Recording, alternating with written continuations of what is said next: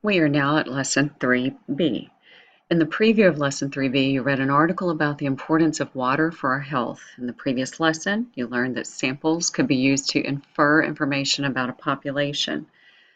Do you feel, on question 1, your classmates are a representative sample regarding water consumption for all students at your college? This is a good place to pause, jot down a thought, and then come right back. And this answer is going to vary. It depends whether you think our class is a representative size or a sample of our campus, or if we want to clarify and make us just our online students. So our data may not be a good measure of water consumption, but jot down some thoughts and then look at the objectives with me. So in the objectives, the first part says we're going to understand that a mean is a measure of center. We are trying to get, oh my, let me undo that. But we are trying to find out what's normal, if you will, or what are the tendencies? What is everything being drawn to? We're trying to make meaning out of data. We're also going to be trying to understand that a mean can be computed for a population, for a sample, and for a set of samples. You're going to understand that there is an item or a concept called a central limit theorem, which can be applied to approximate the mean of a population.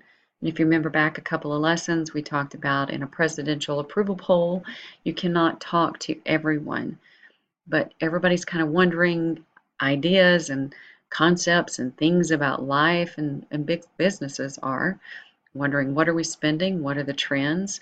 So how can you get really, really close and approximate the mean, the average of a population? We're going to be talking about this concept called a central limit theorem. We're also going to be able to determine the mean of a data set, and we're going to graph some central means and use the central limit theorem to estimate the population mean. Question 2 says, in Lesson 1, Part A, we began collecting data for the number of cups of water that we drink each day. They want us to analyze a plot of our data and then help us to identify a population mean, which is called mu. The questions are, what does each dot on the class dot plot represent?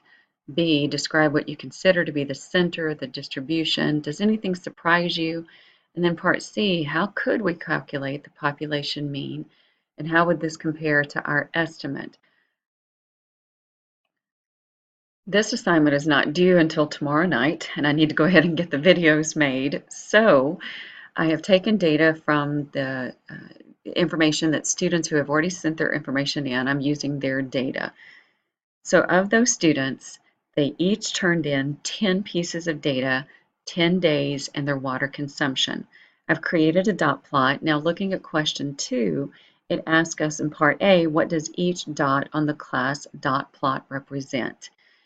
It is very important that you pause, start, stop this video to analyze and let it sink in all the pieces and parts, including that this is talking here that each dot on the dot plot represents, well, like right here is a 0.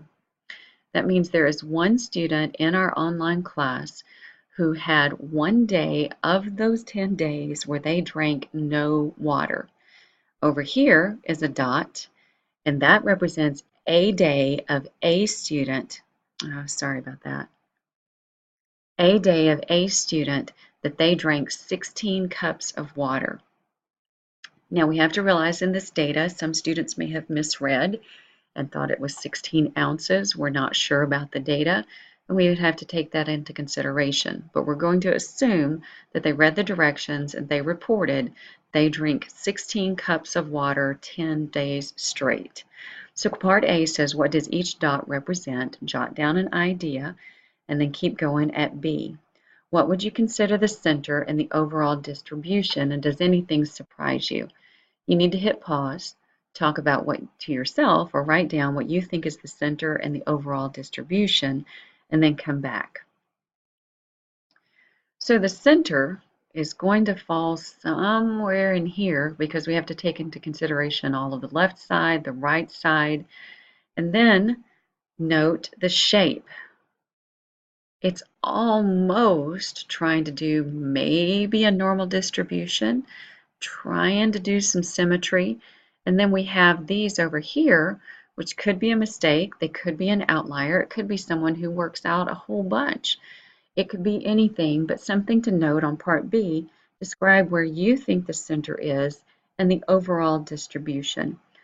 Part of the distribution is that we have most of the class right in this area from 2 cups a day to 8 cups a day.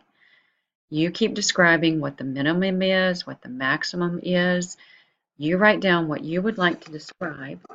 You can hit pause or keep going for us to look at C of how could we calculate the population of the mean. So what I have done is I took all of these data input pieces and I calculated the average. The average I got is 6 and 58 hundredths. So 6 and 58 hundredths is going to fall about right here. So the mean of this data of the students who sent in information, the mean of this data set, this entire little population, is around 6.58. I'm sorry that keeps popping up. We're going to keep going on to question 3. Write down what you want from here, and we're going to start looking at a personal average. You may or may not still have your average in front of you. If you do, it would be good to go ahead and do the average of your water consumption for your 10 days. You would add up all of your water counts, your cup counts, and divide by 10. Do that, and I'll see you back at question number 3. Question 3 talks about your personal average and rounding to the nearest whole cup, and then post the result on the class dot plot. What I have done is the students who have sent their information in, I've completed an average of their information. I'm going to change screens and go back to the dot plot we were just looking at, and I'm going to put their values on the dot plot. I'll ask these questions once we're looking at the new screen, like what does each dot now represent? What does the center look like? What does the overall distribution look like now? And then number 4, how does the daily data for the whole population compare with the data for the student averages? I'm now going to take the information from computing the averages of the information, the data that students sent in before our deadline tomorrow night. And it says round to the nearest whole number. So I'm going to plot those here.